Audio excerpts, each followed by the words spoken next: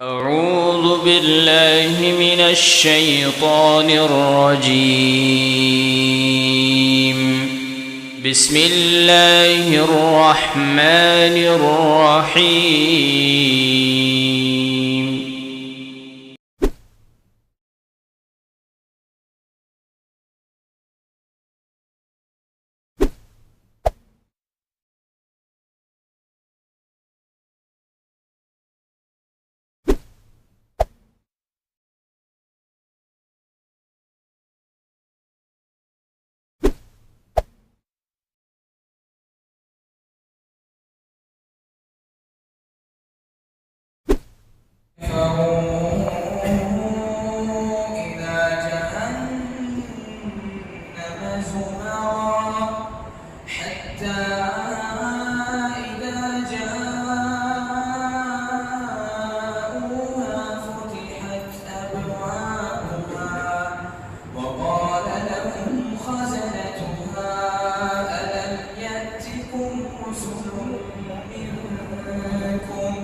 ألم يأتكم رسل منكم يتلون عليكم آيات ربكم وينذرونكم لقاء يومكم هذا قالوا بلى ولكن حقت كلمة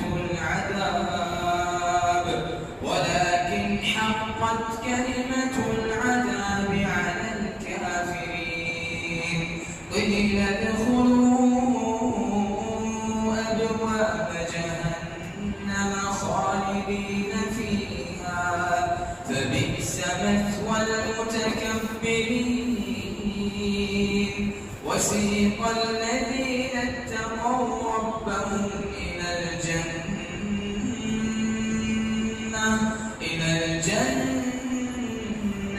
زمرا حتى إذا جاءوها وفتحت أبوابها وقال لهم خزنتها سلام عليكم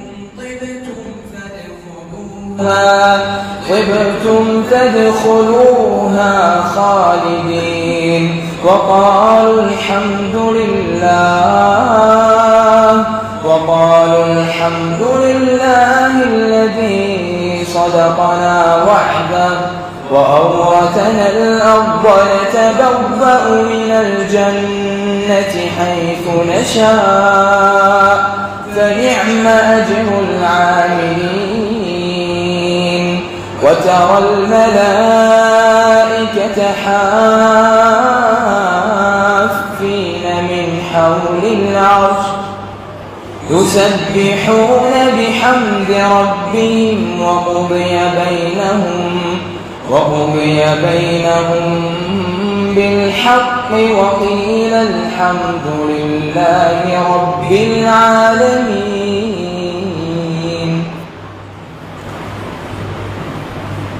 السلام عليكم ورحمة الله وبركاته.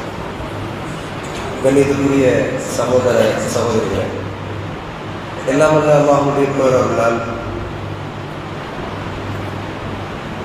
நிச்சயமாக இறை நம்பிக்கையாளர்கள் யாவரும் சகோதரர்களே என்ற அல்குர்ஆனுடைய வசனத்தை கருப்பொருளாக கொண்டு ஏற்பாடு செய்யப்பட்டிருக்கிற இந்த நிகழ்வுல கலந்து கொண்டிருக்கிற நம் அனைவருக்கும் அல்லாஹ் சுப்ஹானஹு வ தஆலா அருள் செய்வானாக. மனிதர்கள் என்ற அடிப்படையில் முஸ்லிம்கள் என்ற அடிப்படையிலும் நமக்கு மத்தியில பல்வேறு வேறுபாடுகள் இருக்கலாம். மொழி ரீதியாக, நாடு ரீதியாக, குடும்பங்கள், கோத்திரங்கள், நாம் அங்கம் வைக்கிற ஜமாத்துகள், சங்கங்கள், இயக்கங்கள் என பல அபிப்பிராய வித்தியாசங்கள் முஸ்லிம்களாகிய நமக்கு மத்தியில் காணப்பட்டாலும் அந்த அபிப்பிராய வித்தியாசங்களுக்கு மத்தியில் இறை நம்பிக்கையாளர்கள் என்ற அடிப்படையில் குர்ஆன் சுன்னாவை பின்பற்றுகிற நாம் முஸ்லிம்களாகிய நமக்கு மத்தியில சகோதரத்துவத்தோடு, நெகிழ்வான தன்மைகளோடு, பரஸ்பர அன்பு, ஒத்துழைப்பு ஆகிய நல்லெண்ணங்களோடு பயணிப்பதுதான் இறை நம்பிக்கையாளருடைய பண்பாக இருக்க முடியும். அந்த அடிப்படையில் இந்த நிகழ்வில் பல்வேறு ஜமாத்துகள், மஸ்ஜிதுகளுடைய பொறுப்பாளர்கள் நாமெல்லாம் ஒன்றாக கலந்திருக்கிறோம். அல்லாஹ் சுப்ஹானஹு வ தஆலா இந்த நிகழ்வையும் நன்மையானதாக, நிகழ்வை தொடர்ந்து நம்முடைய வாழ்வையும் நன்மையானதாக ஆக்கி அருள் புரிவானாக என பிரார்த்தித்து, தேசத்துக்குரிய மௌலவி முபாரக் மதனி அவர்களை சொற்பொழிவாற்ற அன்போடு அழைக்கிறோம்.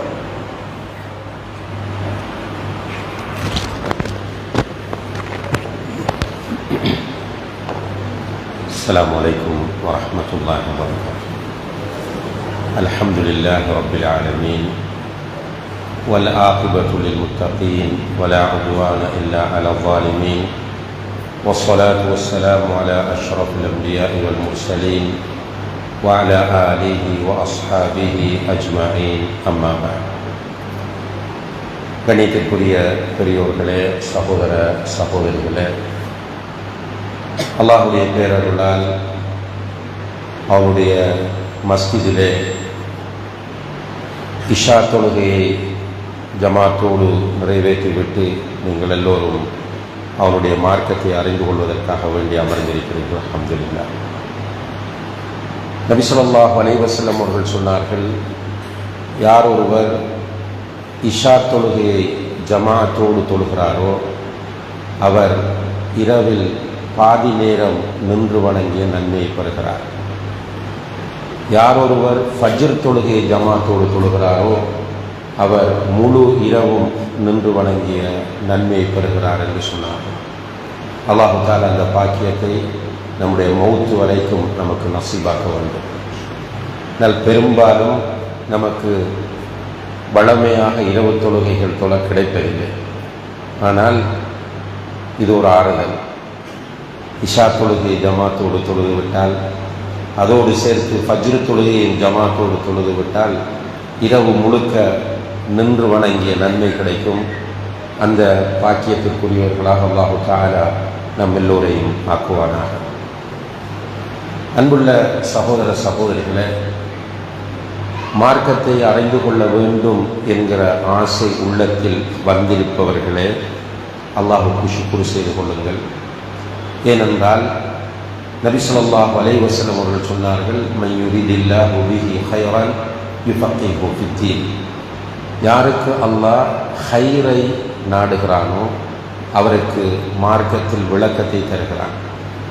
இப்போ மார்க்கத்தை படிக்க வேண்டும், கேட்க வேண்டும், கற்றுக்கொள்ள வேண்டும் என்ற ஆசை ஆழ்மனதில் வருவது என்பது நிச்சயமாக அல்லாஹ் நமக்கு நலவை நாடுகிறான் என்பதற்குரிய ஒரு அறிகுறியாகும். அல்ஹம்துலில்லாஹ்.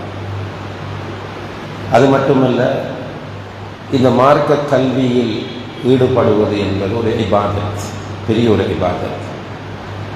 இதிலே வெளிக்கிட்டு செல்கிறவர், அது வீட்டிலிருந்து மஸ்ஜிதுக்கு வந்தாலும் சரி, ஊரிலிருந்து வெளியூருக்கு போனாலும் சரி, நாட்டிலிருந்து வெளிநாட்டுக்கு போனாலும் சரி, மார்க்கத்தை கற்றுக்கொள்வதற்காக வெளிக்கிளம்பி செல்கிறவர் அல்லாஹுடைய பாதையில் இருக்கிறார்.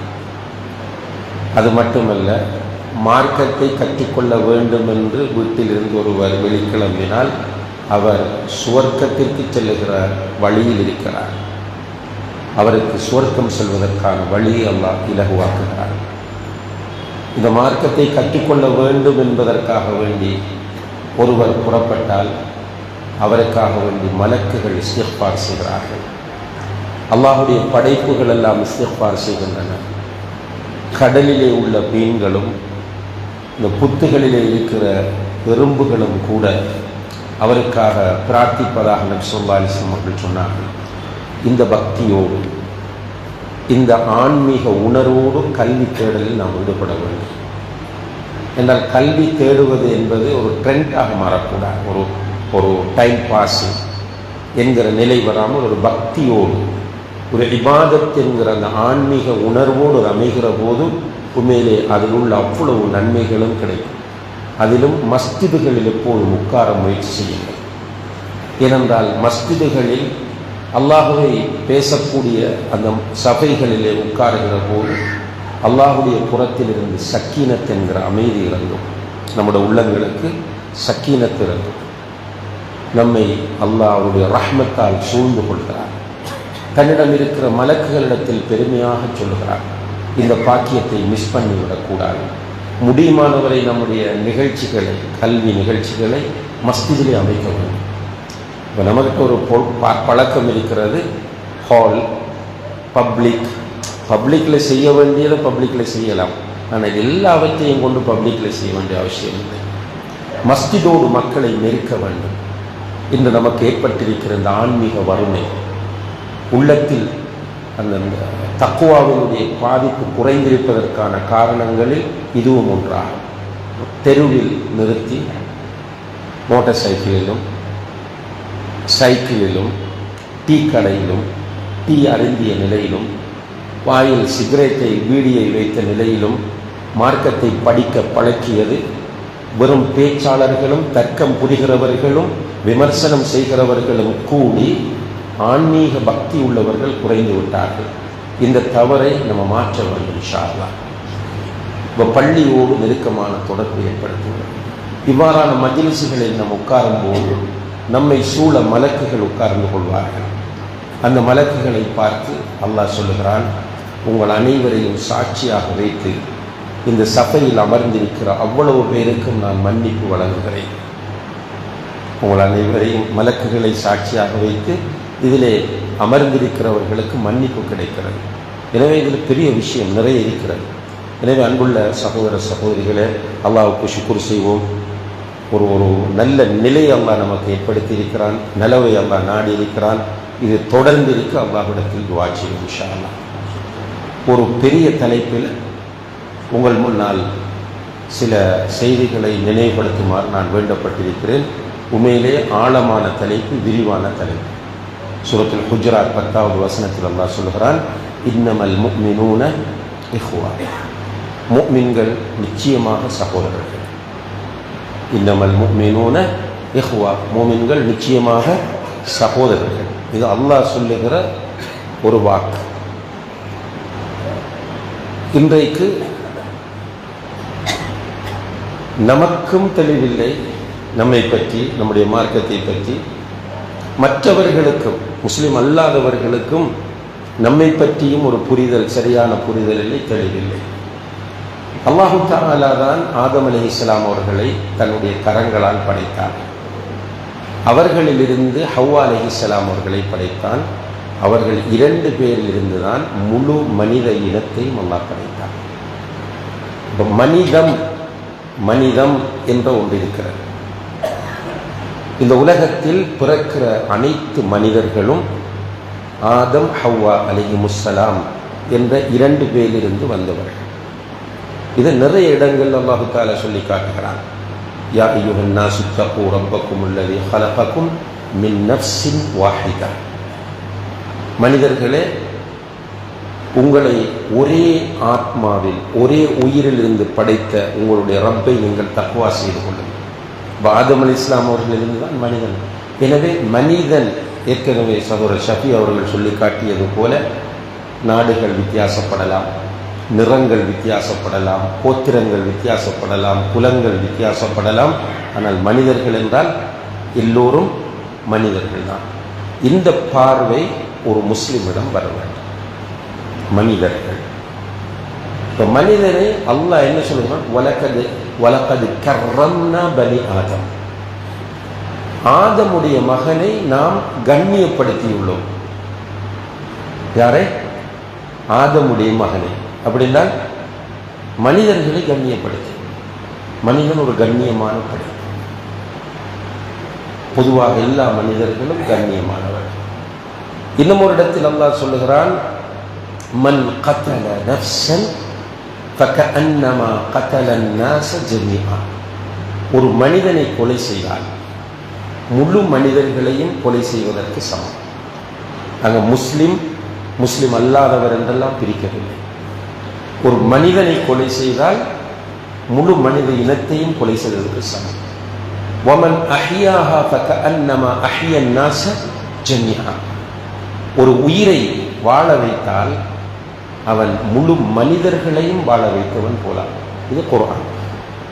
இப்போ இங்குள்ள நான் சொல்ல வலியுறுத்த விரும்புகிற விஷயம் இதுதான். நம்மளோட பேசிக் குர்ஆன் ஹதீஸ். ஆனால் நம்ம புரிந்து வைத்திருப்பது வேறு.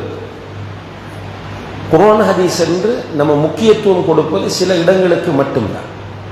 பல இடங்களை நம்ம கண்டுகொள்ளாமல் அப்படியே போய்கொண்டே இருக்கிறோம். அப்படி இருக்கக்கூடாது. அல்லாஹ் இந்த உலகத்தில் அங்கீகரித்த மார்க்கம் இஸ்லாம் மட்டும்தான். அல்லாஹுடைய தீன் அது. அதை நம்ம பெருமையாகவும் சொல்லுவோம், துணிச்சலாகவும் சொல்லுவோம். ஏனென்றால் பிள்ளைண்டா ப்ரூஃப் பண்ணிட்டாங்க. இது அல்லாஹுடைய மார்க்கம் இல்லை என்பதை ப்ரூஃப் பண்ணி காண்பீங்க. அல்லாஹுடைய மார்க்கம் என்பதற்கு முதல் ஆதாரம் குர்ஆன். குர்ஆன் அல்லாஹுடைய கலாம். அல்லாஹ் சொல்லுகிறான், இந்த குர்ஆனில் இது அல்லாஹ்விடம் இருந்து வந்தது என்பதில் உங்களுக்கு சந்தேகம் இருந்தால் உங்களுக்கு மொழி தெரியும். இந்த குர்ஆனை போன்ற ஒன்றை, குர்ஆனில் உள்ள 10 வசனங்களை போன்ற 10 அத்தியாயங்களை போன்ற 10 அத்தியாயங்களை குறைந்தபட்சம் ஒரே ஒரு அத்தியாயத்தையாவது நீங்கள் கொண்டு வந்து காட்டுங்கள்.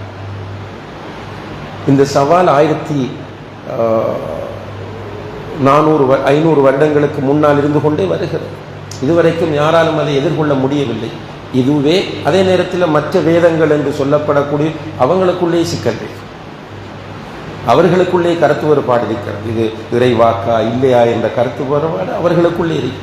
ஆனால் குர்ஆன் இறைவாக்கு என்பதில் 200 கோடி முஸ்லிம்களுக்கும் இந்த காலத்தில் வாழ்ந்த கருத்து வேறுபாடு இல்லை.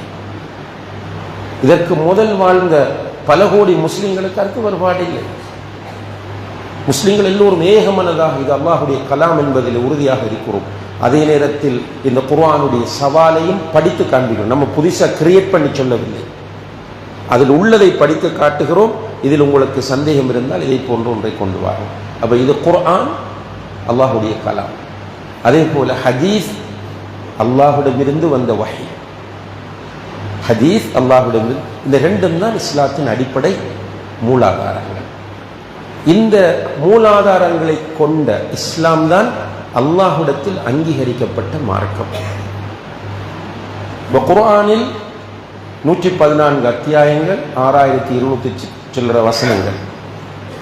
ஹதீஸ்களை நீங்கள் எடுத்து பார்த்தால் கிட்டத்தட்ட ஒரு 6000-7000 ஹதீஸ்கள்.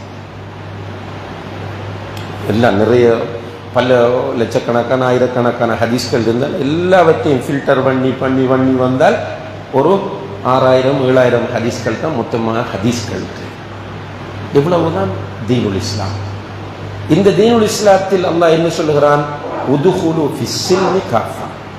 இஸ்லாத்தில் நீங்கள் பூரணமாக நுழைந்து விடுங்கள். இப்போ குருடன் யானை பார்த்தது போல இஸ்லாத்தை பார்க்கக்கூடாது, காட்டக்கூடாது.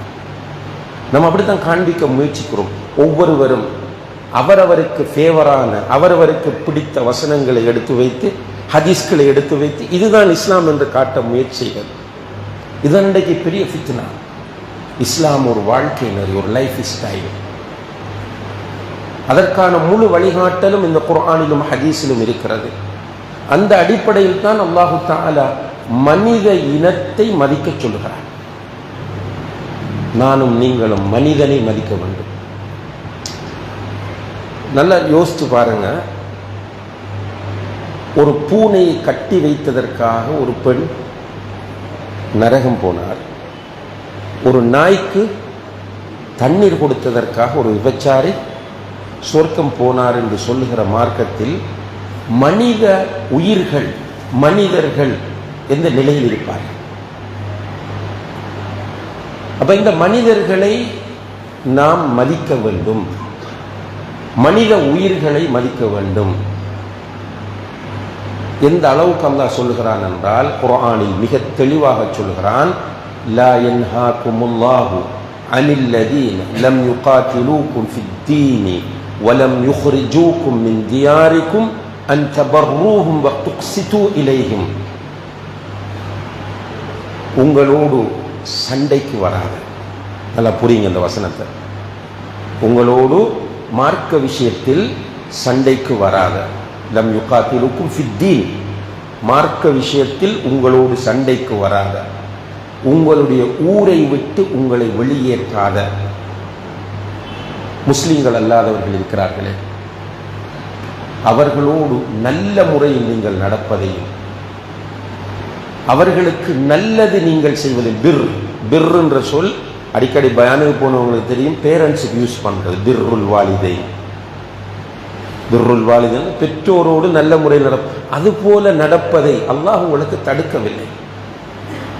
அவர்களோடு நீதியாக நடப்பதையும் அல்லாஹ் உங்களுக்கு தடுக்கவில்லை.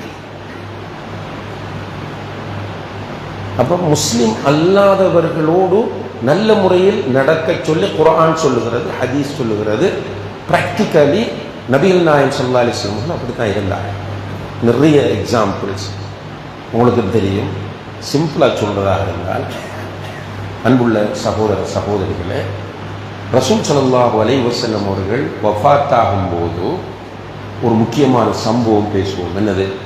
அவர்களுடைய கவசம் அடமானம் வைக்கப்பட்டிருந்தது. யாருக்கிட்ட? ஒரு யூதனிடம். ஏன்?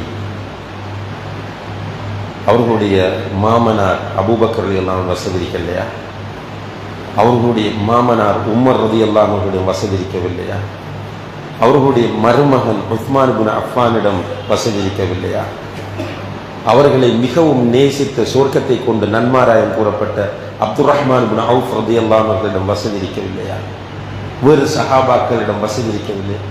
ஏன் தன்னுடைய திர்ஐ ஒரு யூதனிடம் அடமானமாக வைத்திருந்தார்கள்? யோசிக்கணுமா இல்லையா? எதுக்கு?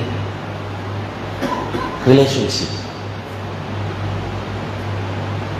நம்மகிட்ட பிழையான ஒரு அண்டர்ஸ்டாண்டிங் வந்துவிடக் கூடாது என்பதற்காக அல்லாஹ்வுடைய தூதர் இப்படி ஒன்றை காட்டிட்டு தான் மூத்தாகிறாங்க. முஸ்லிம் அல்லாதவர்களாக இருந்தாலும் அவர்கள் சத்தியத்தில் இல்லை, அவர்கள் நேர்வழியில் இல்லை, அவர்கள் சுவர்க்கம் போக மாட்டார்கள், அவர்கள் தெளிவான வழிகாட்டில் இருக்கிறார்கள், அந்த நஜிஸ் மஅனவி என்கிற நிலையில் அவர்கள் இருக்க, அதெல்லாம் ஓகே. ஆனால் மனிதன் என்று வரும்போது அவனை மதிக்க வேண்டும் என்று இஸ்லாம் சொல்லுகிறது. இதை எதுக்கு சொல்றேன் என்றால், இந்த அளவு தூரம் மனிதம் என்கிற ஒரு தன்மையை இஸ்லாம் மதிக்க சொல்லுகிறது என்றால், முஸ்லிம் என்கிற நிலையில் இருக்கிற ஒரு மனிதனை எப்படி மதிக்க வேண்டும்? இன்றைக்கு உண்மையிலே இந்த தலைப்புகள் தேர்வு செய்யப்பட காரணம் வலிகள், வேதனைகள், கவலைகள். முஸ்லிம் சமுதாயம் கூறு போடப்பட்டுவிட்டது. முஸ்லிம்களை எதிரிகளாக பார்க்கிறார்கள்.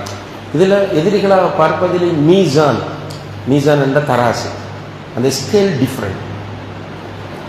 நம்ம ஊருக்குள்ள பார்க்கிறோம், மனச்சாட்சியோடு பேசணும், விமர்சன கண்ணோட்டத்தோடு இதை பார்த்து விமர்சிக்கிறவர்களுக்கு நம்ம பதில் சொல்ல போறதும் இல்லை, கண்டுகொள்ள போறதும் இல்லை.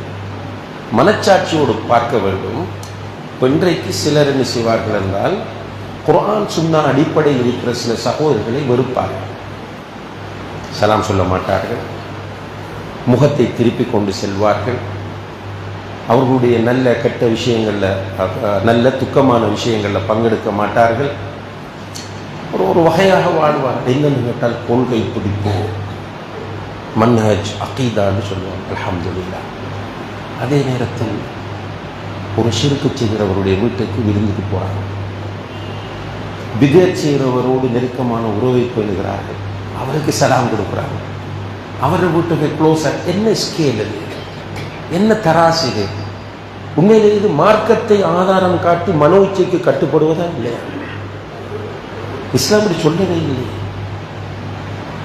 அன்புள்ள சகோதர சகோதரிகளே, அல்லாஹ் தெளிவா டிக்ளேர் பண்ணுகிறான், இன்ன தீன இந்தல்லாஹில் இஸ்லாம். அல்லாஹ்விடத்தில் தீன் என்றால் இஸ்லாம். அப்ப இஸ்லாத்தை பின்பற்றுகிறவர் யாரு? முஸ்லிம். இப்ராஹிம் அலைஹிஸ்ஸலாம் அவர்களை வைத்து யூதர்கள் பெருமை பேசினார்கள். எங்களுடைய பரம்பரை, யக்கூப் அலைஹிஸ்ஸலாம் அவர்களுடைய தந்தை, அதாவது இஸ்ஹாக் அலைஹிஸ்ஸலாம் அவர்களுடைய பாப்பா, யக்கூப் அலைஹிஸ்ஸலாமுடைய பாட்டன் இப்ராஹிம் எங்களுடைய யூதர். என யூதர்கள் அந்த பனு இஸ்ராயில் என்று சொல்றோமே குர்ஆன்ல, யா பனி இஸ்ராயில். பனு இஸ்ராயில்னா யக்கூப் அலைஹிஸ்ஸலாம் அவருடைய பிள்ளைகளை தான் குறிக்கும். யூதர்கள் யக்கூப் அலைஹிஸ்ஸலாம் அவர்களின் பிள்ளைகளை இருந்தால் தங்களுடைய மூதாதையர்களாக கொள்ளுவார்கள். அப்ப யக்கூப் அலைஹிஸ்ஸலாம் எங்கடால் அவரோட வாப்பா இஸ்ஹாக் அலைஹிஸ்ஸலாம் எங்கட ஆள், எனவே அவருடைய தந்தை இப்ராஹிம் அலைஹிஸ்ஸலாம் எங்களுடைய ஆள் என்று சொல்லி அவங்க உரிமை கொண்டாடி கொண்டிருந்தார்கள். அதே போல கிறிஸ்தவர்களும் இப்ராஹிம் அலைஹிஸ்ஸலாம் எங்கட ஆள் என்று பேசிக் கொண்டிருந்தார்கள். அதாவது அவர்கள் யூதர்கள் என்றார்கள், இவர் நஸ்ரானி என்று சொன்னார்கள். அல்லாஹ் சொல்கிறான், மா கான இப்ராஹீமு யஹூதியன் வலா நஸ்ரானியன். இப்ராஹிம் அலைஹிஸ்ஸலாம் யஹூதியாக இருக்கவும் இல்லை, நஸ்ரானியாக இருக்கவும் இல்லை. வலாகின் கான ஹனீஃபன் முஸ்லிமன். அவர் ஒரு ஹனீஃபாக, ஷிர்க்கு செய்யாத, அசத்தியத்தில் போய் விழாத, ஹனீஃப் என்ற அர்த்தம் என்ன, ஷிர்க்கில் போய் விழாத, அசத்தியத்தின் பக்கம் செல்லாத ஒரு முஸ்லிமாக இருந்தார். முஸ்லிம். ரசூல் ஸல்லல்லாஹு அலைஹி வஸல்லம் அவர்கள் இந்த தீனை கொண்டு வந்து அறிமுகப்படுத்திய போது பல கோத்திரத்தவர்களும் பல மதத்தவர்களும் இஸ்லாத்தை ஏற்றுக்கொண்டார்கள். தெரியும் நமக்கு. மதீனாவிலே அவுஸ் ஹஸ்ரஜ், மக்காவிலே குரைஷ், அதுக்குள்ள சின்ன சின்ன கோத்திரங்கள், கிளை கோத்திரம், எல்லாரும் என்ன பெயரோடு அறிமுகப்படுத்தப்பட்டார்கள்? மஸ்ஜிதுக்கு வராங்க, ஒரு ஆள் பின் பள்ளியில் உட்கார்ந்துட்டு இருக்கிறார், ஜமாத்து நடத்துறாங்க, பின்னால் ஒருவர் உட்கார்ந்துட்டு இருக்கிறார். தொழுது முடிஞ்சதுக்கு பிறகு கேட்டாங்க, அவலஸ்த பி முஸ்லிம், அவலஸ்த பி முஸ்லிம், நீ முஸ்லீம் இல்லையான்னு கேட்டாங்க. ஏன்னு கேட்டார், மஸ்ஜிதுக்கு வந்து ஜமாத்து நடந்தால் ஜாயின் பண்ணு சொன்னார். அவர் சொன்னார், ரசூலுல்லாஹ் எங்களுடைய பள்ளியில் தொழுதுக்கு வந்தோம். ரசூலுல்லாஹி அலைஹி வஸல்லம் சொன்னாங்க, நீ தொழுதுக்கு வந்தாலும் மஸ்ஜிதுக்குள்ள வந்து ஜமாத்து நடந்தால் ஜாயின் பண்ண, அது ஒரு சுன்னத்தாக மாறும். இப்போ மஸ்ஜிதுக்குள்ள வந்து தொழுதுட்டேன்னு சும்மா உட்காரக்கூடாது, அது ஒரு ஃபிக்ஹ் சட்டம். அதே நேரத்தில் ரசூலுல்லாஹி அலைஹி வஸல்லம் அவரை பார்த்து என்ன கேட்டாங்க, அவலஸ்த பி முஸ்லிம், நீ முஸ்லீம் இல்லை, முஸ்லீம் என்று தான் அடையாளப்படுத்தி கொண்டிருந்தார். இப்ராஹிம் அலைஹிஸ்ஸலாம் அவர்கள் தன்னை முஸ்லீம் என்று அவரும் டிக்ளேர் பண்ணினார். வ அன மினல் முஸ்லிமீன். இப்போ முஸ்லிம், இஸ்லாத்தை பின்பற்றினால் முஸ்லிம். இந்த நிலையில் தான் ரசூல் ஸல்லல்லாஹு அலைஹி வஸல்லம் அவர்களுடைய காலத்தில் மக்கள் இருந்தார்கள். அடுத்த காலத்திலும் முஸ்லிம்கள் தான். ஆனால் இந்த பித்அத்துகள் சமுதாயத்தில் வர ஆரம்பித்த போதுதான் அஹ்லு சுன்னா வல் ஜமாஅ, ஷிஆ, ஹவாரிஜ், முஅ்தஸிலா, கதரியா, ஜபரியா, இப்படி பல பேர்களோடு பிரியக்கூடிய ஒரு சூழ்நிலை சமுதாயத்தில் ஏற்பட்டது.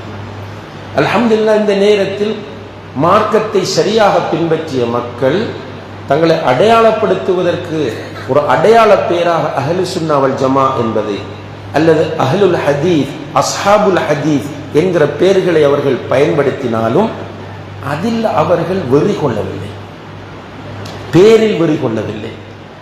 முஸ்லிமாக இருப்பதைத்தான் அவர்கள் விரும்பினார்கள், ஒரு அடையாளத்துக்காகத்தான் கொண்டு வந்தார்கள்.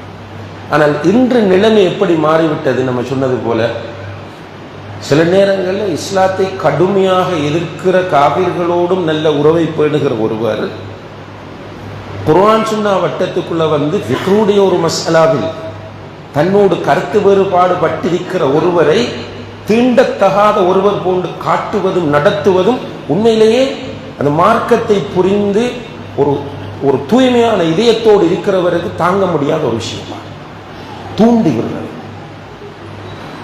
அவரோட போகாதீங்க, அவரோட பேசாதீங்க, அவரோட பள்ளிக்கு போகாதீங்க, அவருக்கு பின்னால தொழாதீங்க, அவருடைய பயான கேட்காதீங்க, அவரோடு சேர்ந்து பேசாதீங்க. இன்னா லில்லாஹி வ இன்னா இலைஹி ராஜிஊன். இது வல்லாஹி ஹவா, மனோ இச்சை. மனோ இச்சைக்கு கட்டுப்பட்டுட்டு அந்த அட்டிடியூட்டை நியாயப்படுத்துவதற்காக மார்க்கம். லேசா தப்ப மாட்டார்கள், அவர்களுக்கு மனச்சாட்சி இருக்கிறது. உண்மையிலே அல்லாஹுக்கு பயந்து தஹஜ்ஜத்திலே துஆ கேட்டு விட்டு இந்த நிலையில் நான் போய் நடந்து கொள்வதையா அல்லாஹ் உன்னை திருப்திப்படுத்துவதற்காக என்கிற நிலையில் செய்வார்களாக இருந்தால் அல்லாஹ் போதுமான. ஆனால் அப்படி இல்லை.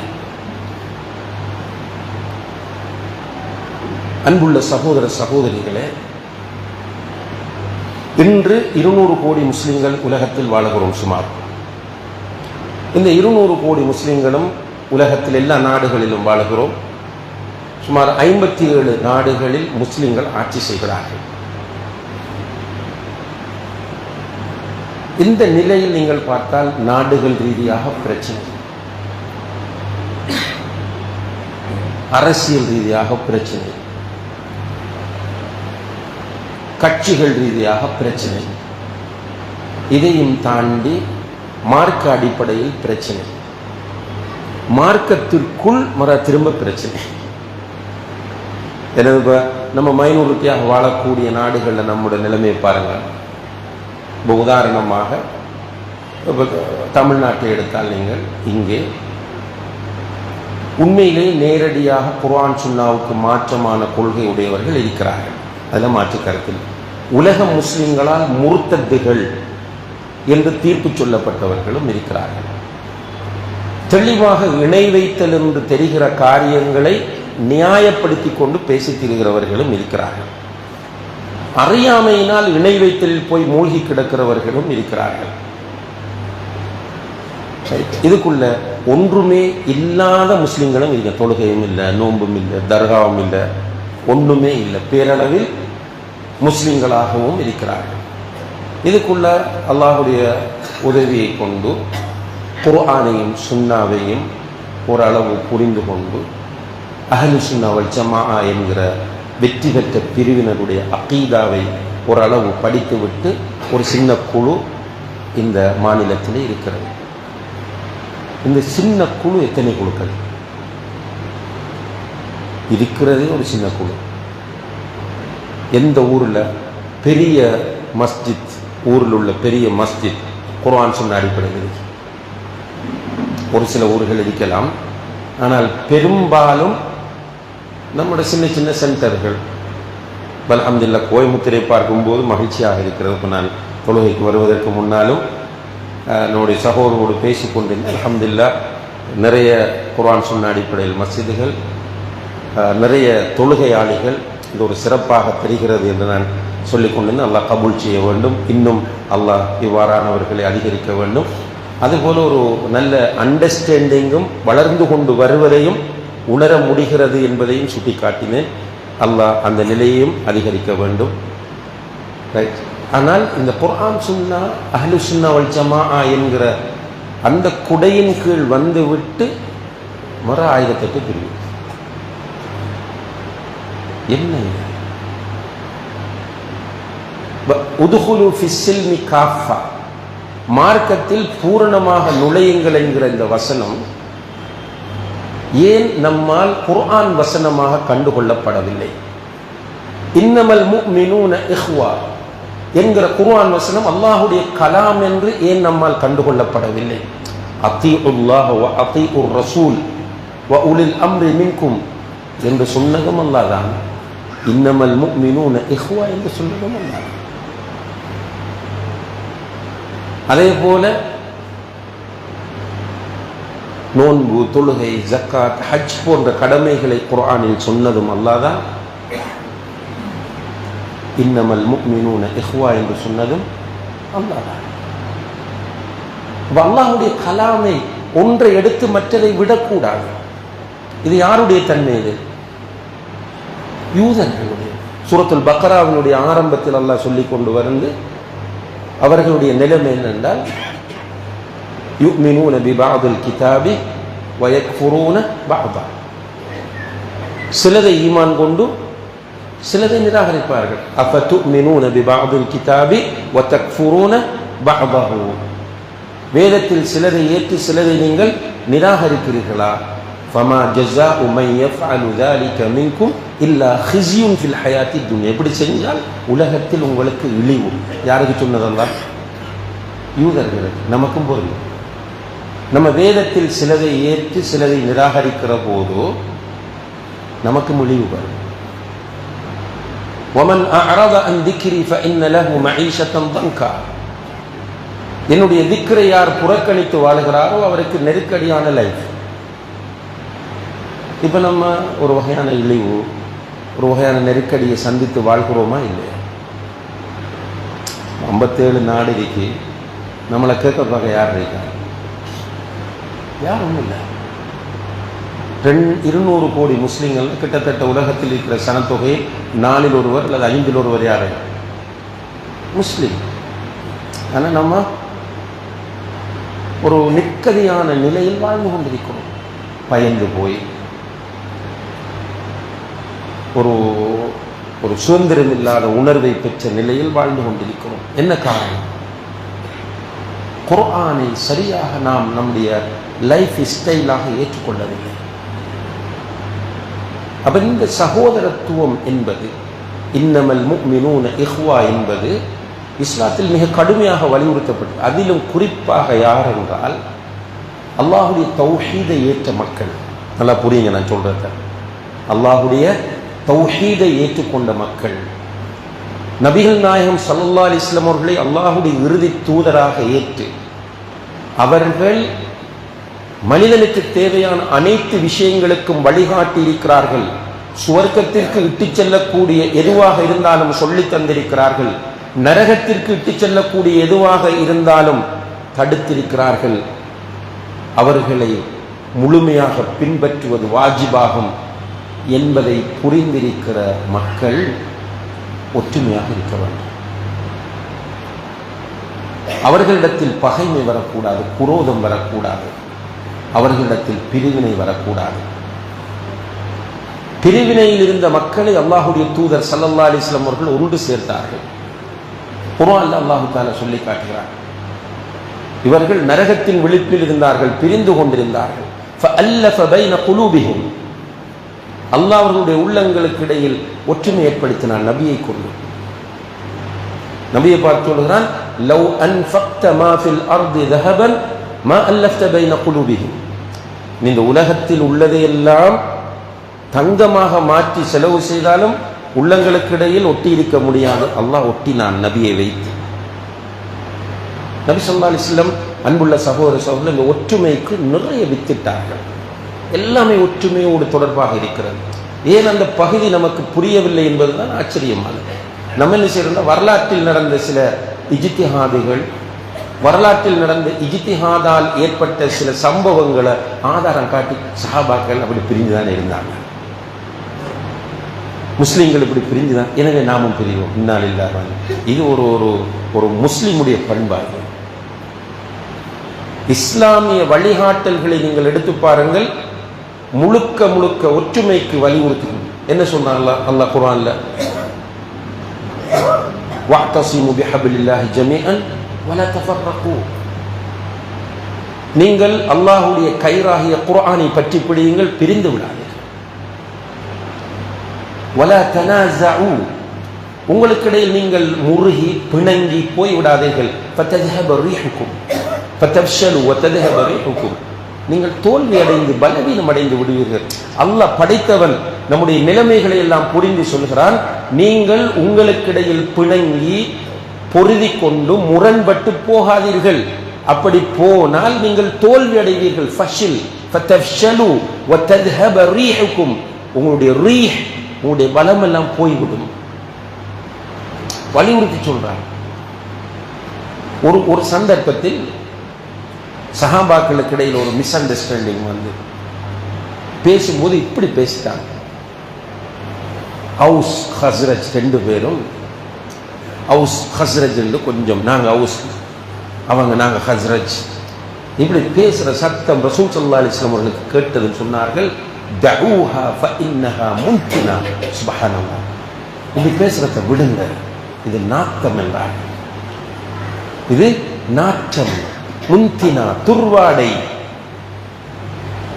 இந்த நான் அவுஸ், நான் இருந்த உள்ளது, அவுஸும் ஹஸ்ரஜும் மார்க்க குழுக்கள் ரெண்டு கிடையாது, ரெண்டும் ஒரு ட்ரைப்ஸ், அது இருந்து வந்த ஒரு பாரம்பரியம். அதிலே பெருமை பாராட்டி முரண்பாடு வருவதை பார்த்த போது தஊஹா ஃபஇன்னஹா முன்தினா, இது ஹதீஸ்.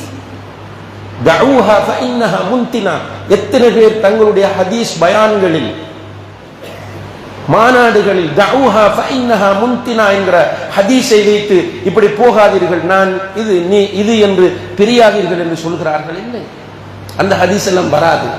தெளிவான ஹதீஸ் தானே, அதெல்லாம் கொண்டு வந்தால் மக்கள் புரிந்து கொள்வார்கள். எனவே அதெல்லாம் சொல்றேன். ரசூல் ஸல்லல்லாஹு அலைஹி வஸல்லம் அவர்கள்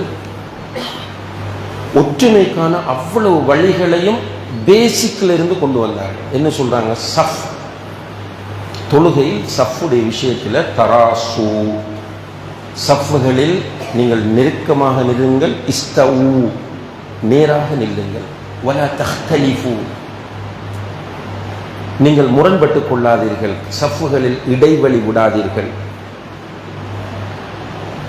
மாஷா அல்லாஹ், இந்த பகுதி வரைக்கும் நம்ம எடுக்கிறோம். சஃபில் இடைவெளி விடாதீர்கள், சஃபில் நேராக நில்லுங்கள், சஃபில் நெருக்கமாக நில்லுங்கள். மாஷா அல்லாஹ், இன்றைக்கு எல்லா பள்ளியிலையும் இதை பேசுகிறோமா இல்லையா? வலியுறுத்தணும். இமாம் கடுமையாக நிற்பார். அடுத்த பகுதி சொல்லலையே, நீங்கள் சஃப்புகளில் இடைவெளி விட்டால் உங்களுடைய உள்ளங்களுக்கு இடையில் இடைவெளி வரும். சொன்னார்கள், நீங்கள் ஏன் சஃப்பில் நேராகவும் நெருக்கமாகவும் நிற்க வேண்டும் என்றால், சஃப்பில் நீங்கள் இடைவெளி விட்டால் எங்க இடைவெளி வரும்? உங்களுடைய உள்ளங்களுக்கு இடையில் இடைவெளி வரும். அப்ப என்னத்தை சொல்ல வராங்க சொன்னாங்க? சஃப்பில் நெருக்கமான உள்ளத்தை இணைச்சுக்கப்பா. அல் அர்வாஹு ஜுனூதும் முஜன்னதா, உயிர்கள், ஆத்மாக்கள் ஒரு படை. அது ஒரு படை. இதா தஆலஃப மின்ஹா இக்தலஃப், இதா தஆரஃப மின்ஹா இக்தலஃப். அந்த உயிர்கள் ஒன்றோடொன்று அறிமுகமாகிற போது இணைந்து கொள்ளும். என்னது சொல்றாங்க? நம்ம அறிமுகம், பள்ளிக்குள்ள வந்து அறிமுகம் வரும், ஜும்மாவுக்கு வந்து அறிமுகம் வரும். அந்த அறிமுகம் என்ன செய்யணும்? உள்ளங்களுக்கு இடையில இணைப்பை ஏற்படுத்த வேண்டும். ஒரு நாள் ரசூல் ஸல்லல்லாஹு அலைஹி வஸல்லம் அவர்கள் சஹாபாக்களை பார்த்து சொல்லுகிறார்கள், லா தஹாஸது, நீங்கள் ஒருவருக்கொருவர் பொறாமைப்படாதீர்கள். வலா தபாகது, நீங்கள் ஒருவரை ஒருவர் கோபித்துக் கொள்ளாதீர்கள். வலா ததாபரு, ஒருவர் மற்றவரை கண்டால் முகத்தை திருப்பிக் கொண்டு போகாதீர்கள். வலா தனாஜஷு, உன்னுடைய சகோதரனை நீ வீழ்த்துவதற்கான ஒரு வியாபார நடவடிக்கையில் நீ ஈடுபடாதே. வகூனு இபாதல்லாஹி இஹ்வானா, நீங்கள் சகோதரர்களாக அல்லாஹ்வுடைய அடிமைகளாக இருங்கள். அல் முஸ்லிமு அஹுல் முஸ்லிம், ஒரு முஸ்லிம் இன்னும் ஒரு முஸ்லிமுக்கு சகோதரன் ஆவான். லா யظ்லிமுஹு, லா யظ்லிமுஹு, தன்னுடைய சகோதர முஸ்லிமுக்கு அநீதி இழைக்க மாட்டான். வலா யஹ்கிருஹு, தன்னுடைய சகோதரன் முஸ்லிமை இழிவாக பார்க்க மாட்டான்.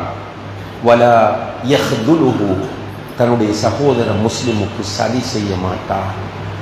இதை சொன்னாங்க. அத்தக்வா ஹாஹுனா, அத்தக்வா ஹாஹுனா, அத்தக்வா ஹாஹுனா, தக்வா இங்கே இருக்கிறது, இங்கே இருக்கிறது, இங்கே இருக்கிறது என்று தன்னுடைய கல்வை சுட்டி காட்டி விட்டு இந்த செய்தியை ரசூலுல்லாஹி அலைஹி வஸல்லம் அவர்கள் சொல்றாங்க. அப்ப என்ன பேசிக்கான விஷயம் என்னென்றால், இங்க கிளியர் இல்லை, அதனால வெளியில கிளியர் இல்லை. நம்ம ஒருவரை பகைக்கிறோம், பொறாமைப்படுகிறோம், இழிவுபடுத்துகிறோம், சதி செய்கிறோம் என்று சொன்னால் மீனிங் நம்முடைய உள்ளம் நோயோடு இருக்கிறது என்பதுதான் அர்த்தம். உள்ள நோயோடு இருந்தால் வெற்றியும் இல்லை. நான் திரும்பவும் சொல்ற அன்புள்ள சகோதர, நம்ம எல்லோருடைய மனங்களிலும் மிக உறுதியாக பதிந்திருக்கிற ஒரு மெசேஜ் என்ன தெரியுமா? நாம் குர்ஆனுக்கு கட்டுப்பட வேண்டும், ஹதீஸை பின்பற்ற வேண்டும். இதில் எல்லாரும் அல்ஹம்துலில்லாஹ் ரொம்ப தெளிவாக இருக்கிறோம். எனவே தொழுகையில் உள்ள ஒரு சின்ன சுண்ணாவை சுட்டி காட்டினாலும் நம்முடைய அந்த இயல்பு ஓடி வருகிறது, அதை நான் செய்ய வேண்டும். அப்ப இருந்து நம்ம அப்படித்தான், ஒரு சஹீஹ் என்று தெரிந்தால் உடனே செய்வோம். ஒரு ஹதீஸ் மக்கள் அதை என்ன பண்ணினாலும் நமக்கு பிரச்சனை இல்லை. ஹதீஸ் என்றால் செய்யும். அந்த மனநிலையில் நம்ம வளர்க்கப்பட்டிருக்கோம். அல்ஹம்துலில்லாஹ், நல்ல மனநிலை, சஹாபாக்களிடம் இருந்த மனநிலை, அல்லாஹ் விரும்பக்கூடிய மனநிலை. நம்ம என்ன சொல்றோம் என்றால், ஒரு சில பகுதிக்கு மட்டும் இந்த மனநிலையை வைத்துக்கொண்டு இன்னும் ஒரு பகுதிக்கு தூக்கி வீசக்கூடாது. ரசூலுல்லாஹி அலைஹி வஸல்லம் அவர்கள் சொல்லுகிறார்கள், லா யஹில்லு லி முஸ்லிமின் அன் யஹ்ஜுர அஹாஹு ஃபௌக ஸலாஸ்.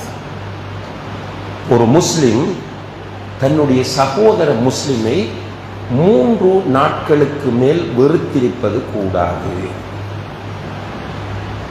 ஃபமன் ஹஜர ஃபௌக ஸலாஸின் ஃபமாத தஹலன் நார். 3 நாட்களுக்கு மேல் வெறுத்திருக்கிற நிலையில் மௌத்தானால் நரகம் போவான். நஊது பில்லாஹ். எவ்வளவு பெரிய ஒரு எச்சரிக்கை, சின்ன எச்சரிக்கை அல்ல. அப்போ ஒரு முஸ்லிம் என்று நாம் வாழுகிற போது எக்காரணம் கொண்டும், அது மார்க்கத்தின் பேராலும் இருக்கலாம், அல்லது கொடுக்கல் வாங்கல் விஷயமா இருக்கலாம், அல்லது வேறு பிரச்சனைகளாக இருக்கலாம், வெறுப்பு வந்து விடக்கூடாது. முஸ்லிமை நாம் நேசிக்க வேண்டும். அல்லாஹ் குர்ஆன்ல சொல்றான், முஹம்மது ரசூலுல்லாஹ், முஹம்மது ஸல்லல்லாஹு அலைஹி வஸல்லம் அல்லாஹ்வுடைய தூதர். முஹம்மது ரசூலுல்லாஹ் வல்லதீன மஅஹு அஷித்தாஉ அலல் குஃபாரி ருஹமாஉ பைனஹும். குஃபார்களுடைய விஷயத்தில் அவர்களிடத்தில் கடுமை இருக்கும், ஆனால் மூமின்களோடு ரஹீம்களாக இருப்பார்கள். ரஹீம் என்றால் இரக்கம், அன்பு காட்டுவது. இன்று அன்புள்ள சகோதர சகோதரிகளே, நம்முடைய உள்ளங்களில் மூமின்கள் மீது இரக்கம் இருக்கு. எந்த மூமின்கள் சொல்லுங்க? பலஸ்தீனத்தில் ஒரு முஸ்லீம் பாதிக்கப்பட்டா இரக்கம் வந்திருக்கு. மிம்பர்ல நின்று இமாம் அழுவார், யா ரப் யா ரப், பலஸ்தீனத்தில் என்னுடைய சகோதரி கொல்லப்பட்டு, எல்லோரும் அழுவோம்.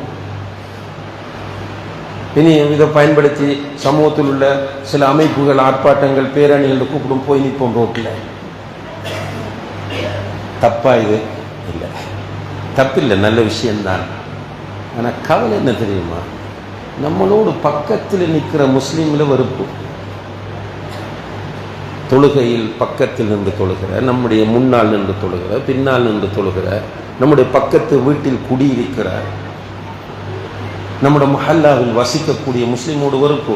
என்ன விஷயம் இது? குர்ஆன் ஹதீஸை பின்பற்றுதல் என்ற நிலை எங்கே போய்விட்டது? முதலில் யாரை பார்க்க வேண்டும்? பக்கத்தில் உள்ளவன். அவனுக்காக துஆ செய்ய வேண்டும். அவனுக்கு ஒரு துன்பம் வந்தால் மகிழ்ச்சி. பக்கத்தில் உள்ளவன், ஊரில் உள்ளவன், நாட்டில் உள்ளவன், எனக்கு தெரிந்த ஒரு முஸ்லிமுக்கு ஒரு துன்பம் வந்தால் மகிழ்ச்சி.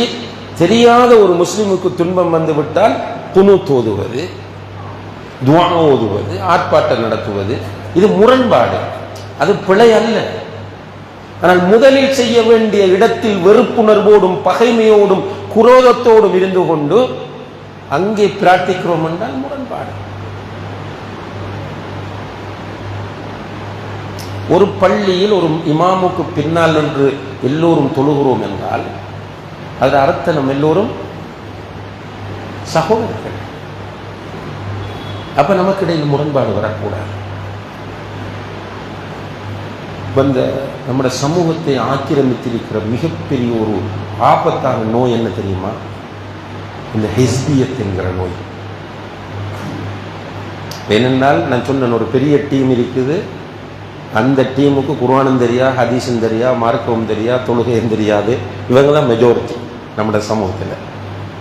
அவங்களுக்கு ஹைஃபை லைஃப், என்ன மேற்குலக நாகரிகம், இப்படி வாழ்ந்துட்டு போகிறாங்க. இன்னும் ஒரு பக்கம் நீங்கள் பார்த்தீங்கன்னா உலக முஸ்லிம்களால் முர்த்ததுகள் என்று அடையாளப்படுத்தப்பட்ட கொள்கைகளை பின்பற்றிக்கணும். இன்னும் ஒரு பக்கம் பார்த்தீங்கன்னா அல்லாஹுக்கு நேரடியாக ஷிர்க் செய்து கொண்டிருக்கிறார்கள். இதெல்லாம் போக குர்ஆன் சுன்னாவை பின்பற்றுகிறோம் என்கிற நாம் நமக்குள் பல அமைப்புகளை உருவாக்கி கொண்டு என்னுடைய அமைப்பு மட்டும்தான் சுவர்க்கம் போகும். எப்படி கரண்டி பண்ண சார்? யாரை சொல்லி தந்தது? ஒரு ஒரு ஒரு சபபாக இதை எடுக்கிற தப்பில்லை. சபப் என்று சொன்னால் நம்முடைய பணிகளை முன்னெடுப்பதற்கான ஒரு ஸ்ட்ரக்சர், இலகுபடுத்துவதற்கான ஒரு வழியாக எடுக்கலாமே தவிர இதுதான் இஸ்லாம், இதுதான், இதில் இருந்தால் தான் சுவர்க்கம், இதில் இருந்தால் தான் முஸ்லிம் என்கிற மனோநிலையிலிருந்து தயவு செய்து நாம் விடுபட வேண்டும். என்னை பொறுத்தளவு நான் விடுபட்டிருக்கேன், அல்ஹம்துலில்லாஹ். நான் இந்த மெசேஜ் எதுக்கு சொல்கிறேன் என்றால், இதை எல்லோருக்கும் கொண்டு போய் சேர்க்கவும் முடியாது, எல்லோரையும் திருப்திப்படுத்தவும் முடியாது. இப்போ நம்ம இங்கே ஒரு குறிப்பிட்ட எண்ணிக்கையிலான சகோதர சகோதரி, நம்ம அப்படி வாழ வேண்டும். நான் சிறுக்கு செய்ய மாட்டேன், நான் பிதஅத்துகள் செய்ய மாட்டேன், நான் என்னால் முடியுமானவரை பெரும்பாவங்கள் இது தவிர்த்து கொண்டேன்.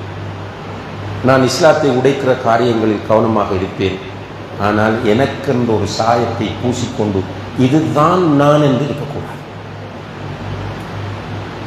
சில நேரங்களில் சில சகோதரர்கள் இருப்பார்கள், நம்ம நினைப்போம் அவர்கள் வழிகேடு என்று, ஆனால் நம்மை விட முந்தி சுவர்க்கத்திற்கு அவர்கள் போகலாம். ஒரு ஹதீஸ் வருது, ரசூலுல்லாஹி அலைஹி வஸல்லம் சொல்கிறார்கள், சில மனிதர்கள் இருக்கிறார்கள், அவர்கள் நபிமார்களும் கிடையாது, சுஹதாக்களும் கிடையாது. சில மனிதர்கள் இருக்கிறார்கள், அவர்கள் நபிமார்களும் கிடையாது, அவர்கள் சுஹதாக்களும் கிடையாது. ஆனால் அவர்கள் மீது நபிமார்களும் பொறாமைப்படுவார்கள், சுஹதாக்களும் பொறாமைப்படுவார்கள்.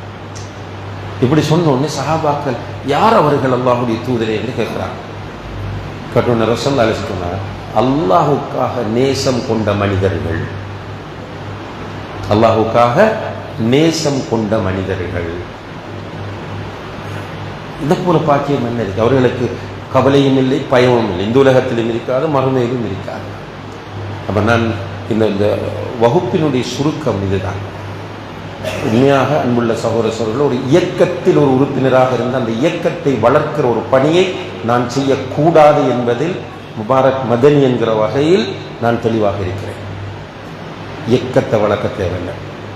ஆனால் குர்ஆன் சுன்னாவுக்கு இசைவாக இருக்கிற அமைப்புகளுக்கு நம்ம ஒத்துழைப்பு தருவோம், இயக்கத்தை வளர்ப்பதற்கல்ல, பணிகளை செய்வதற்கு. இந்த மனநிலையில் நீங்கள் எப்போதும் இருக்க வேண்டும். நமக்கு இன்றைய காலத்தில் ஒற்றுமை மிக முக்கியம். ஒரு முஸ்லிம் என்கிற வகையில் ஒற்றுமை வாஜிப், சகோதரர்களாக வாழுவது வாஜிப், பிரிவது பெரும்பாவம் ஹராம். அதே நேரத்தில் இன்று நம்மை சூழ்ந்திருக்கிற சவால்கள், பிரச்சனைகளுக்கு மத்தியில் நாம் ஒருவரை ஒருவர் நேசிப்பதும், ஒருவர் மற்றவருக்காக துஆ செய்வதும், சலாம் சொல்லி முசாஃபஹா செய்வதும், முஆனகா செய்வதும் இன்றைய காலத்தில் மிக முக்கியமான தேவையாக இருந்து கொண்டிருக்கிறது. இதை நம்ம புரியவும், நம்முடைய பிள்ளைகளுக்கு இந்த தர்பியாவை கொடுக்கவும். அவர் இந்த குர்ஆன் சுன்னாவுக்கு, அஹ்லு சுன்னா வல் ஜமாஅத்தினுடைய அகீதாவுக்கு உடன்பட்ட எந்த அமைப்பில் வேண்டுமென்றாலும் சேர்ந்து ஒர்க் பண்ணட்டும். ஆனால் அதில் வெறி பிடிக்க வேண்டாம். அதுதான் சுவர்க்கத்திற்கு சான்று பகரப்பட்ட அமைப்பு என்கிற மனநிலை எல்லோரும். இப்போ நான் சொல்லக்கூடிய சில நேரம் இங்கே பிரபல்யமாக இருக்கிற சில அமைப்புகளை நினைப்பார்கள், நான் அதை மட்டும் டார்கெட் பண்ணி சொல்லலை, எல்லோருக்கும் சொல்லுகிறேன். இப்போ புதிதாக சின்ன சின்ன குழுக்கள் உருவாகின்றன, எல்லோருக்கும் சேர்த்து சொல்லுகிறேன். பள்ளிவாசல் நிர்வாகிகளாக இருக்கிறீர்கள், அல்லாஹ் புகழுங்க, உங்களுக்கு கிடைச்சிருக்கிற பாக்கியம். அல்லாஹ்வுடைய வீட்டை பராமரிக்கிற பாக்கியம் என்றால் அதை விட சிறந்த பாக்கியம் வேறு எதுவும் இருக்க முடியாது. ஆனால் பள்ளிவாசலை வைத்து இஸ்லாத்தை சொல்லுங்கள், குர்ஆன் சுன்னத்தை சொல்லுங்கள். மஸ்ஜிதை வைத்து தனிநபர் வளர்வதற்கோ ஒரு குழு வளர்வதற்கோ நம்ம இடம் வைக்கக்கூடாது. இதுதான் இன்றைய பெரிய சோதனை. இந்த சோதனையிலிருந்து இப்போ உடனே விடுபட முடியுமாண்டா? முடியாது, இது டைம் எடுக்கும்.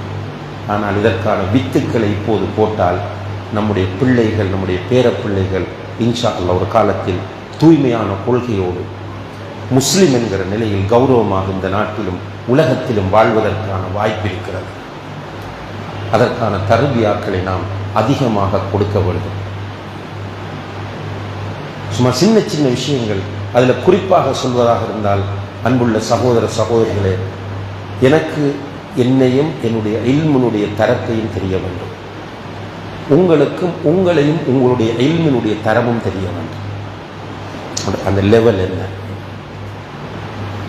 இன்று எல்லோரும் முஃப்திகள். எப்படி முஃப்தியாக? சவுதி அரேபியா எவ்வளோ பெரிய ஒரு இஸ்லாமிய நாடு, சவுதி அரேபியா எவ்வளோ பெரிய ஒரு இஸ்லாமிய நாடு. இந்த அஹ்லு சுன்னா வல் ஜமாஅத்தினுடைய கொள்கையை பிற்பட்ட கால ஆரம்பத்தில் ரசூல் ஸல்லல்லாஹு அலைஹி வஸல்லம் சஹாபாக்கள் சலஃபுகள் இருந்து வந்து இடையில நிறைய மாற்றங்கள் வந்து பிறகு அங்கே மீண்டும் சலஃப் கொள்கை வந்து சலஃப் உலமாக்களோடு இன்று வாழுகிற ஒரு நாட்டில் முஃப்தி யாருன்னு கேட்டால் ஷேக் பின் பாஸ் என்பார்கள், ஷேக் அப்துல் அஜீஸ் ஆலி ஷேக் என்பார்கள். எல்லோரும் ஃபத்வா கொடுக்க மாட்டார்கள். அங்கே அன்புள்ள சகோதரிகளை ஸ்கூலில் ஃபஸ்ட் ஸ்டாண்டர்ட்லேருந்து +2 வரைக்கும் மார்க்க பாடங்கள் கம்பல்சரி. இப்போ நான் நினைக்கிறேன், இப்போ மாற்றங்கள் வந்திருக்கின்ற அண்மை காலம் வரைக்கும் அங்கு இப்போ ஸ்கூல் எல்லா first standard, second, grade 2, 3, 4, 10th, +2 எல்லாத்துக்குள்ளே போனாலும் குர்ஆன் கம்பல்சரி, ஹதீஸ் கம்பல்சரி, ஃபிக்ஹ் கம்பல்சரி, ரைட், உசூல் ஃபிக்ஹ் இருக்கும், ரைட், ஃபராயித் இருக்கும், தாரிக் இருக்கும், சீரா இருக்கும், தப்சீர் இருக்கும், எல்லா பாடங்களும் படிப்பார்கள். அதுக்கு பிறகு இஸ்லாமிய பல்கலைக்கழகங்களாக மக்கா, மதீனா, ரியாத், கசீம் போன்ற பல இடங்களிலும் இப்போ கிட்டத்தட்ட 30 இஸ்லாமிய பல்கலைக்கழகங்கள் இதில் படித்து ஆலிம்களாகத்தான் வெளியாகிறாங்க. யாரும் தங்களை முஃப்தி என்று சொல்வதும் இல்லை, நினைப்பதும் இல்லை. ஃபத்வா வந்தால் ஷேக் பின் பாஸ் கிட்ட கேளுங்க, இப்போ தாருல் இஃப்தாக்கு அனுப்புங்கன்னு தான் சொல்லுவாங்க. இங்கே நமக்கு குர்ஆன் ஓத தெரியாது, வஜ்ஜகத்தை சரியாக ஓத தெரியாது, ஒரு சஹாபியுடைய பேரை சரியாக ப்ரொனன்ஸ் உச்சரிக்க தெரியாது. ஆனால் நம்மளோட மனநிலை எப்படி இருக்குன்னா, நான் ஒரு முஃப்தி. எப்படி முஃப்தின்னால் ஆளுக்கு ஃபத்வா கொடுக்குற முஃப்தி, ஃபிக்குக்கு அல்ல, மசலாவுக்கு அல்ல. ஆள் அவன் விதத்வாதி, பின்னால் தொழாத, இவன் முஷ்ரிக், அவனை தூக்கி போடு, அந்த பள்ளியில் தொழாத. இது பெரிய உலமாக்கள் செய்ய வேண்டிய வேலை. நம்ம பக்குவமாக அடக்கமாக நம்ம மார்க்கத்தை நம்முடைய சக்திக்குட்பட்டவரை படித்தோமா, உலமாக்களிடத்தில் சரியான வழிகாட்டலை கேட்டோமா, அதை பின்பற்றினோமா, போகிறோமான்னு இருந்து கொண்டே இருக்க வேண்டும். அப்போ நமக்கு நம்முடைய தரம் விளங்கினால் நிறைய பக்குவம் நமக்கு வரும். நான் தொடர்ந்து சொல்லிட்டு வரேன், இமோஷனல் ஆகாதீர்கள், உணர்ச்சி வசப்படாதீர்கள், சில விஷயங்களை வைத்துக்கொண்டு நிறைய கொக்கரிக்காதீர்கள். இல்மை தொடர்ந்து தேடிக்கொண்டே இருங்கள். அந்த இல்மின் மூலம் அமலை டெவலப் பண்ணுங்கள். மஸ்ஜிதுகளோடு நெருக்கமான தொடர்பு ஏற்படுத்துங்கள், அல்லாஹோடு நெருக்கமான தொடர்பு ஏற்படுத்துங்கள், குர்ஆனை நிறைய ஓதுங்கள். இப்போ ரமலான் வருகிறது, இந்த ரமலானை நியத்து வைங்க, நான் குர்ஆனை பாடமாக்குவேன். இப்போ பிரச்சனை ஃப்ரீ, வேலை இல்லாமல் உட்காரும் போது யாராவது ஏதாவது ஒன்றை ஃபேஸ்புக் கூடாக வேறொரு வழியில் தந்துட்டால் அதுதான் நம்முடைய டீ கடையில் சப்ஜெக்டும் அதுதான், பள்ளிக்கு வழியில் உட்கார்ந்தது தான். அந்த டைமில் உட்கார்ந்து குர்ஆனை ஓதுங்கள், குர்ஆனை பாடமாகும். ஒரு ஹதீஸ் வருகிறது, ஒருவர் குர்ஆனை மனப்பாடம் செய்திருந்தால் சுவர்க்கத்திற்கு அவரை நுழைய சொல்லி அல்லாஹ் சொல்லுவான். சுவர்க்கம் பல படித்தரங்களை உடைய தரஜாக்கள். நீ உன்னிடம் இருக்கிற குர்ஆனை ஓதிக்கொண்டு ஏறு, எந்த இடத்தில் உனக்கு முடிகிறதோ அதுதான் சுவர்க்கத்தில் உன்னுடைய இடம். அப்போ ஒரு ஃபுல்லாக குர்ஆனை ஹிஃப்ல் செய்து ஷிர்க் செய்யாமல் இபாதத்துகளில் ஈடுபட்ட ஒரு மனிதன் அப்படி ஓதி போன எங்கே போவார்? ஆக டாப் லெவலில் போயிருப்பார், ரசூலுல்லாஹ்க்கு முந்தின லெவலில் இருப்பார். ஆக உயர்ந்த இடம் என்னது? ரசூலுல்லாஹி அலைஹி வஸல்லம், அல்லாஹும்ம ரப்ப ஹாதிஹி தஅவத்தி தம்ம வஸ்ஸலாத்தில் காயிமா ஆதி முஹம்மதனில் வசீலத வல் ஃபதீல. வசீலா என்பது ரசூலுல்லாஹி அலைஹி வஸல்லம் அவர்களுக்காக சுவர்க்கத்தில் உள்ள ஆக உயர்ந்த இடம். அது வேறொருவருக்கும் கிடைக்கக்கூடாது என்று அல்லாஹ்வுடைய தூதர் விரும்பி நம்மகிட்ட துஆ செய்ய சொல்லியிருக்கிறார். அதுக்கு அடுத்த நிலையில் இருக்கிற பாக்கியம் கிடைக்கும் குர்ஆனை மனப்பாடம் செய்வது. குறைஞ்சது ஆக டொப்புக்கு போக முடியாட்டியும் ஒரு ஜுஸுவை பாடமாக்கினா அதற்கு அளவுக்கு ஏறி போகலாமா இல்லையா? குர்ஆனை பாடமாக்குவோம், குர்ஆனை ஓதி முடிப்போம், ஓத தெரியாதவர்கள் ஓத கற்றுக்கொள்வோம். ஊரில் மௌலவிகள் உலமாக்கள் இருந்தால் அவர்களோடு போய் உட்காருங்கள். அவங்களோட தரிசுகள் சில பள்ளிகளில் முபஷிர் பள்ளியில் அகீதா கிளாஸ் நடக்கிறதா சொன்னாங்க. அது மாதிரி நிறைய இடங்களில் அகீதா கிளாஸ் நடக்கிறது, தஃப்சீர் கிளாஸ் நடக்கிறது. அதில் போய் உட்காருங்க. மௌத்தாம்பரின் படிப்போம். படிப்பது என்பது நம்முடைய கடமை என்கிற நிலையில் படிப்போம். அப்போ நமக்கு ஒரு தெளிவும் அல்லாஹ்வுடைய தௌஃபீக்கும் கிடைக்கும். அப்போ நம்ம முஸ்லீமாக வாழ்வதற்கு முயற்சி செய்வோம். நம்மகிட்ட ஈகோ இருக்காது, நம்மக்கிட்ட தவாது என்கிற பணிவு இருக்கும். அந்த பணிவு வந்தால் ஒற்றுமை வரும். அபூதர் ரலியல்லாஹு அன்ஹுவர்களுக்கும் பிலால் ரலியல்லாஹு அன்ஹுவர்களுக்கும் இடையில் வந்த பிரச்சனை நம்ம எல்லோருக்கும் தெரிந்த சம்பவம். ரெண்டு பேரும் மனிதன்கிற அடிப்படையில் ஒரு பிரச்சனையில் பேசிக்கொள்கிறார்கள். கொஞ்சம் கோபம் வந்து அபூதர் என்ன சொன்னார்? யப்ன சௌதா, கருப்பியின் மகனே என்று பிலாலை பார்த்து சொன்னார். அதில் ஒரு மேட்டரும் இல்லை. அவர் உண்மையார், அபிசீனிய நாட்டு கருப்பியினுடைய மகன்தான். ஆனால் இந்த வார்த்தை ஒரு பிரிவினை கட்டிச் செல்லும், மனதை புண்படுத்தும். இதை அறிந்த ரசூல் ஸல்லல்லாஹு அலைஹி வஸல்லம் அவர்கள் அபூதர்ரை அழைத்து சொன்னார்கள், யா அபாதர் இன்னக்கும் ரஉன் ஃபீக ஜாஹிலியா. அபூதர்ரே, உன்னிடம் இன்னும் ஜாஹிலியக்கான பண்புகள் இருக்கின்றன என்று சொன்னார். உடனே ரியலைஸ் பண்ணார், இல்ம் இருந்தது, ஈமான் இருந்தது, தக்வா, ஈகோ வரல, நியாயப்படுத்த முயற்சி செய்யவில்லை. என்ன அவர் எனக்கு திட்டினத்தை நீங்க பார்க்கல, நான் திட்டினத்தை மட்டும்தான் நான் பார்ப்பீங்கன்றெல்லாம் அவர் ஆர்கியூ பண்ணி கொண்டு நிற்காமல் உடனே பிலாலை தேடி போய் பிலாலிடம் மன்னிப்பு கேட்டார். வரலாறு படிக்கிறோம், கண்கலங்கிறோம். ஆனால் நமக்கு நம்மளை பெற்ற தாயிடம் மன்னிப்பு கேட்க முடியவில்லை. நம்முடைய உடன் பிறந்த சகோதரன் நம்மளை வளர்த்து ஆளாக்கி இருப்பார், வாப்ப மூத்தா இருப்பார். வாப்பட இடத்தில் நின்று நம்மை வளர்த்து ஆளாக்கிய நம்முடைய உடன் பிறந்த சகோதரன் ஏதோ ஒரு தப்பு பண்ணியிருப்பார். அவரை மன்னிக்க நமக்கு மனம் வருவதில்லை. ஏனென்றால் சரியான இல்மும் சரியான ஈமானும் சரியான தக்குவாவும் சரியான தஸ்கியாவும் நமக்கு இல்லை சகோதரர். அதுதான் வர வேண்டும். ஒரு நாள் ஹசனுல் பஸரி ரஹ்மஹுல்லா அவர்கள், உங்களுக்கு தெரியும் ஹசனுல் பஸரி என்றால் ஒரு தாபியி, அவர் பெரிய ஒரு இமாம். அவர்கள் ஒரு நாள் உட்கார்ந்து துவா கேட்டுட்டு இருக்கிறாங்க, அழுதழுது துவா கேட்குறாங்க. அவர் பெரிய இமாம் அழுதழுது துவா கேட்டோன்னே பக்கத்தில் இருந்த ஒருவருக்கு இவர் என்னதான் கேட்கிறார் என்று கவனிப்போம் என்று பக்கத்தில் போய் காதை கொடுத்து கேட்டுட்டு இருக்கிறார்.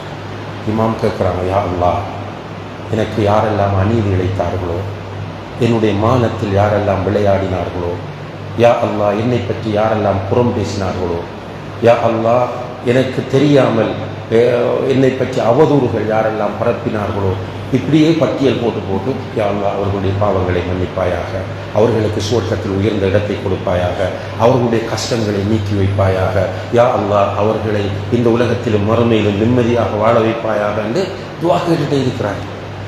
துவா முடிந்ததுக்கு பிறகு இவர் பக்கத்தில் போய் சொன்னார், இமாமே, இன்றைக்கு ரொம்ப கை சேதப்பட்டு போய்த்தனார்.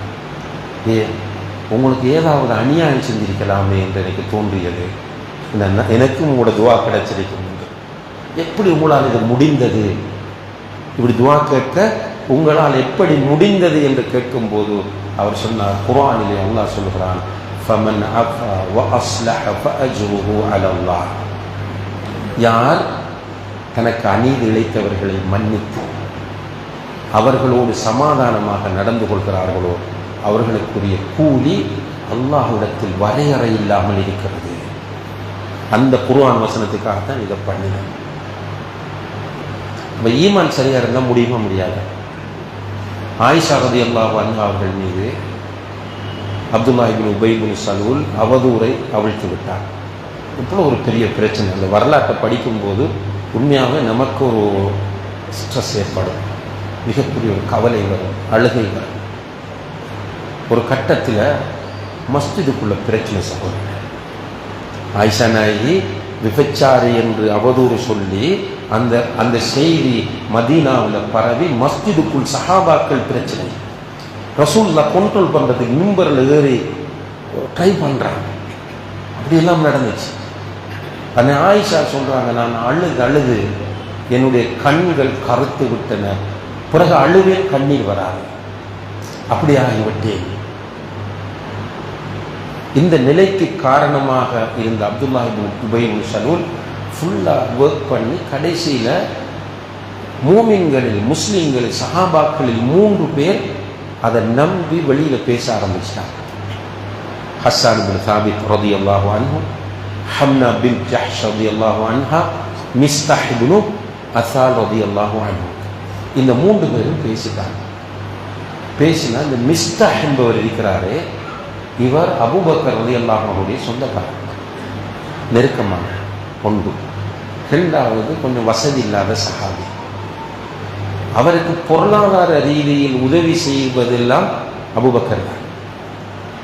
இவர் பேசிவிட்டார் என்பது அபூபக்கர் ரலியல்லாஹு அன்ஹு அவர்களுக்கு இன்னும் கடும் மன உளைச்சலை ஏற்படுத்தி உடனே செய்தது, வல்லாஹி இனி மிஸ்தாஹுக்கு எந்த உதவியும் செய்ய மாட்டேன், வல்லாஹி மிஸ்தாஹுக்கு என்னை எந்த உதவியும் செய்ய மாட்டேன் என்று சத்தியம் பண்ணிட்டான். அல்லாஹ் குர்ஆன் வசனத்தை பிறக்கிறான், வலா யக்தலி உலுல் ஃபத்லி மின்கும் வஸ்ஸஆ. உங்களில் வசதி உள்ளவர்கள் இப்படி மற்றவர்களுக்கு தர மாட்டோம் என்று சத்தியம் செய்ய வேண்டாம். ஃபஅஃபு வஸ்ஃபஹு, நீங்கள் மன்னித்து தாராளமாக நடந்து கொள்ளுங்கள்.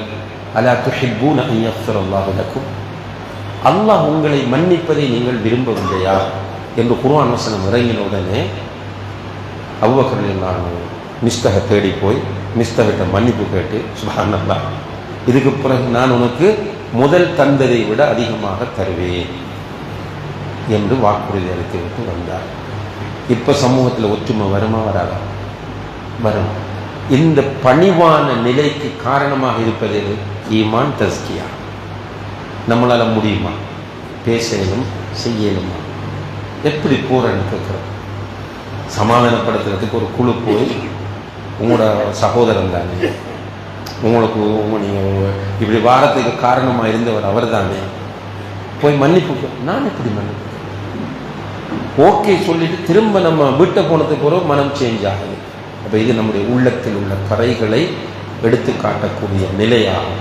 எனவே அன்புள்ள சகோதர சகோதரிகளே, அல்லாஹ் குர்ஆனில் மூமின்கள் என்றால் சகோதரர்களாக இருக்க வேண்டும் என்று சொல்கிறார். இன்னமல் முஃமினூன இஹ்வா. எனவே இங்கே வந்திருக்கிற நாம் எல்லோரும் சகோதரர். கண்டா எல்லாரும் சலாம் சொல்வது, துவா கேட்பது, நம்முடைய துவாக்களை ரகசியமாக மற்ற சகோதரர்களை கேட்க வேண்டும். இப்போ நான் உங்களுக்கு துவா செய்ய வேண்டும், யாரெல்லாம் இந்த தொழும்போது இந்த வகுப்பில் கலந்து கொண்டிருக்கிற சகோதரர்களுக்கு நீ உதவி செய்வாயா, அவர்களுடைய கஷ்டங்களை நீக்குவார், அவருடைய வாழ்க்கையில் பறக்கச் செய்வாயா, இப்படி துவா. உலமாக்கள் குறிப்பிடுகிறார்கள், அன்புள்ள சகோதரர்களே, யாராவது ஒருவருக்கு நம்ம ஒருவரை நேசிக்க வேண்டும் என்றால் அவருக்காக நிறைய துவா செய்ய வேண்டும்.